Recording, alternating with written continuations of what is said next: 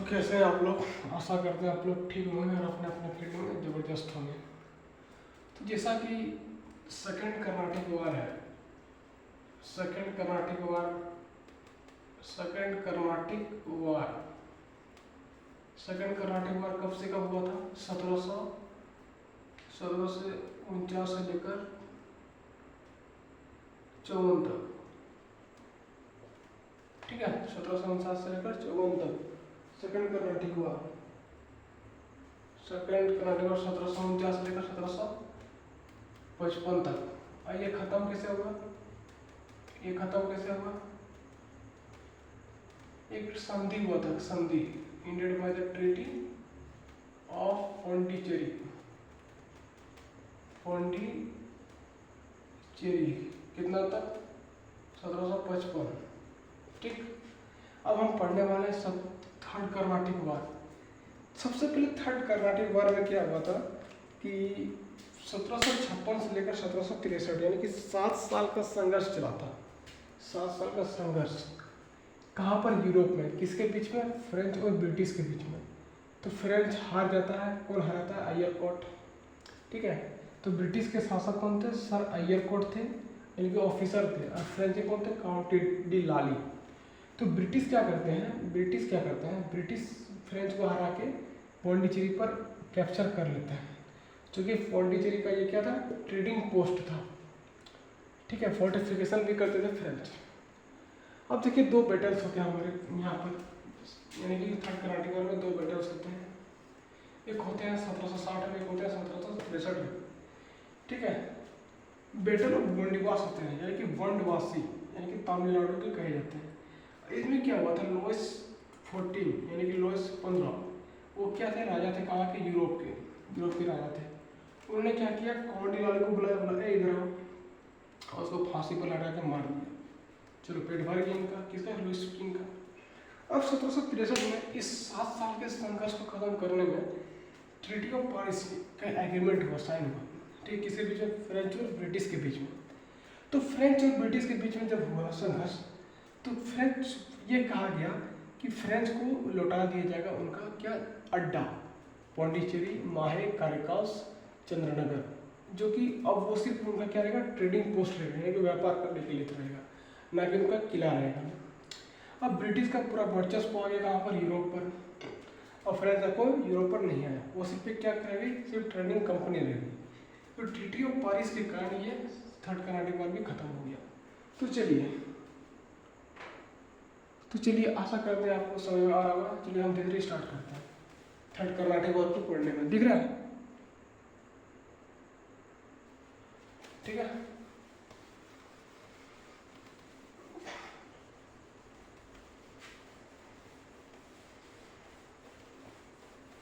वाह, गर्दा करना है। तो चलिए हमारे साथ बने रहिए। तो चलिए थर्ड कर्नाटिक वार को हम प्यार से समझते हैं। 1756 से 63 तक। 1756 से 63 तक थर्ड कर्नाटिक वार क्या है? थर्ड कर्नाटिक वार है 7 years of war, in Europe, यानी कि यूरोप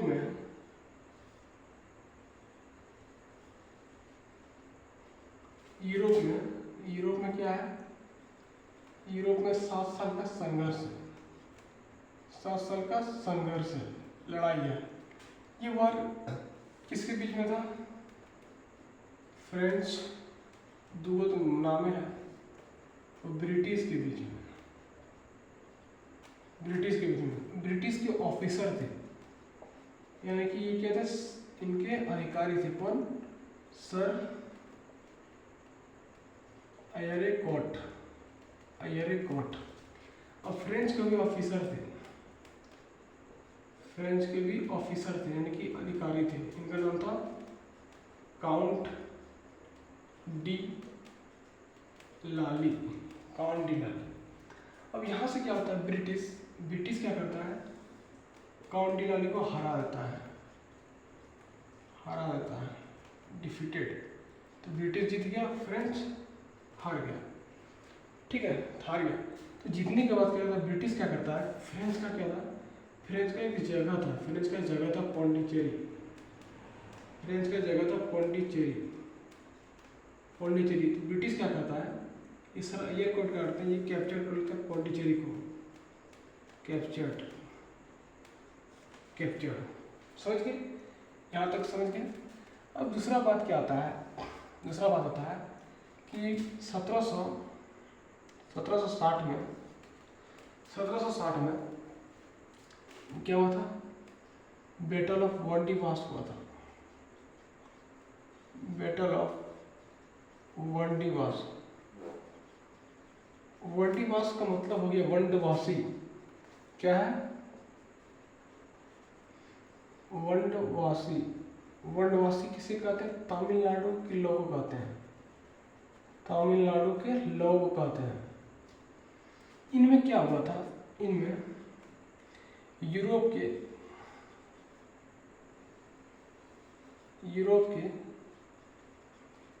के राजा, यूरोप के राजा, राजा किंग लुइस 15, लुइस 15 क्या करते हैं, काउंट डी लाली को बुलाते हैं, बोलता है ये क्या करता है, ये बोलते हैं सुनो, सुनता है किसको, ये क्या करते हैं, काउंट डी लाली को बुलाते हैं, यहाँ बुलाते हैं। ये बेचारा काउंट डी लाली,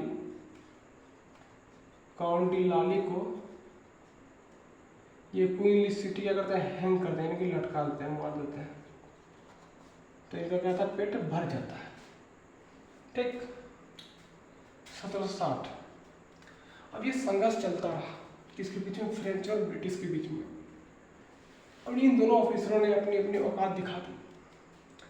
तो यहाँ से 1763 में एक ट्रीटी साइन होती है, 1763 में, उनका नाम है treaty of Paris, treaty of Paris.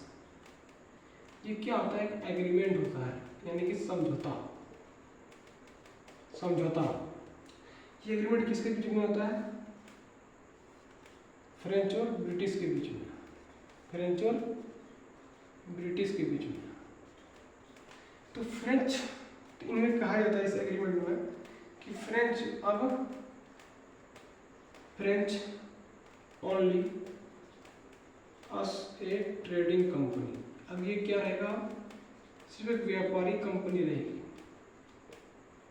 अब इनको अपना फोर्ट मिल जाएगा, इनको अपना जगह मिल जाएगा, क्या क्या मिलेगा, पौंडीचेरी मिलेगा, पौंडीचेरी मिलेगा, सिर्फ ट्रेडिंग के लिए, सिर्फ ट्रेडिंग के लिए, ना कि फोर्टिफिकेशन के लिए, यानी कि इनको किला नहीं मिलेगा, ना कि फोर्टिफिकेशन के लिए, समझ बात को। पौंडीचेरी मिलेगा इनको, फिर क्या मिलेगा, करैकाल, करैकाल, माहे और चंद्रनगर, चंद्रनगर, चंदननगर, ठीक है, फ्रेंच में मिलेगा। तो ब्रिटिश का जो है, ब्रिटिश क्या करेगा, पूरा complete dominance, complete dominance, dominance, dominance, यानी कि ब्रिटिश क्या है, ब्रिटिश सबसे पावरफुल हो जाएगा, ठीक है, ब्रिटिश। तो ब्रिटिश का अधिकार पूरा यूरोप पर चलेगा, पूरा यूरोप पर, यानी कि देखिए PDBDF, यानी कि पोर्चुगीज तो खत्म हो गया, डच भी खत्म हो गया, डेनिश भी खत्म हो गया, फ्रेंच भी खत्म हो गया।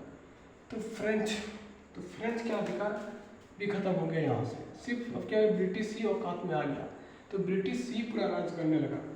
तो यहाँ से क्या होता है, 7 साल का वार यूरोप में खत्म हो जाता है। तो फ्रेंच क्या करता है, काउंट डी लाली फ्रेंच के, वो हार जाते हैं किससे, ब्रिटिश सर एयरपोर्ट से। अब इन्होंने क्या करता है, पौंडीचेरी जो फ्रेंच का स्थान था उसको कैप्चर कर लेता है, और फिर यहाँ से क्या जाता है, फ्रेंच सिर्फ एक ट्रेडिंग कंपनी रहेगी, ना कि एक फोर्टिफिकेशन, वो अब अपना अधिकार नहीं जमा पाएगी। तो सीधा सी बात है, अब कब जो मिलेगा वो कब किस पर होगा, ये ब्रिटिश पर होगा, ब्रिटिश जीत गई। बैटल ऑफ वांडीवास हुआ, बैटल ऑफ वांडीवास में क्या हुआ, 1760 में यूरोप के किंग लुइस 15 ने काउंट डी लाली को बुलाया और उनको मार दिया, फांसी पर लटका के, बस यही तो हुआ। और 1763 ट्रीटी ऑफ पेरिस में क्या हुआ, समझौता हुआ कि फ्रेंच सिर्फ एक व्यापारिक कंपनी रहेगी और वो मतलब किला तरह से नहीं राज करेगी, उनका अपना नहीं होगा, वो सिर्फ क्या होगा ट्रेडिंग के लिए वो काम करेगी।